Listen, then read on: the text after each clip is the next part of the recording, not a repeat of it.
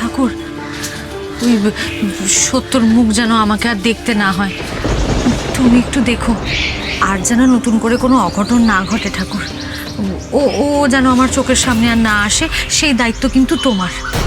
হ্যাঁ, চলো ও বাড়িতে যাই, বড়দির কাকে কিছু পকোড়া খাবো আর সবুজের সঙ্গে খেলে টেলে তারপর বাড়ি চলো।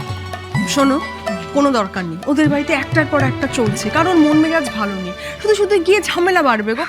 দরকার নেই, আজ নয় অন্য দিন চলো। তুমি কি গো, হ্যাঁ? ওদের বাড়িতে কিছুই হয়নি, সবাই ঠিক আছে, দেবীর মতো মানুষ বর্দি। এসব কি ভাবছো? আর ভাইরা ভাইয়ের কথা তো ছেড়েই দাও, নামেও ভগবান কাজেও ভগবান। ওদের বাড়িতে কেউ খারাপ থাকতে পারে না, ওদের কিচ্ছু খারাপ হবে না। ওদের বাড়ি মানে আমাদের বাড়ি, সবাইকে নিজের করে একটু ভাবতে শেখো, যত সব। আরে ওই দেখো 100 বছর বাঁচবে। বলছিলে না যাবে, চলো দিদিভাইয়ের সাথেই যাই। হ্যাঁ হ্যাঁ চলো।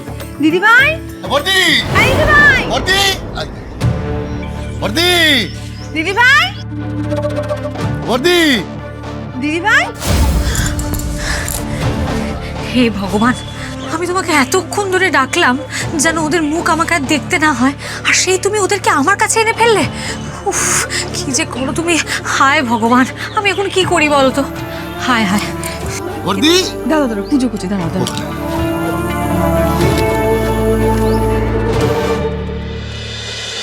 এই উঠেছে, হ্যাঁ, হ্যাঁ, হ্যাঁ, চলো। চল। বর্দি, দিদিভাই, হ্যাঁ।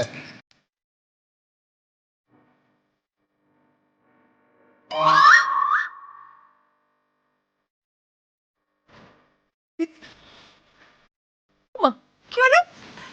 দিদিভাই এরকম মুখ লুকিয়ে চলে গেল কেন? মুখে মনে হয় কিছু হয়েছে। বিমান ভগবান দাস প্রতি সোম থেকে শনি রাত 8টায় জি বাংলা শোনারে।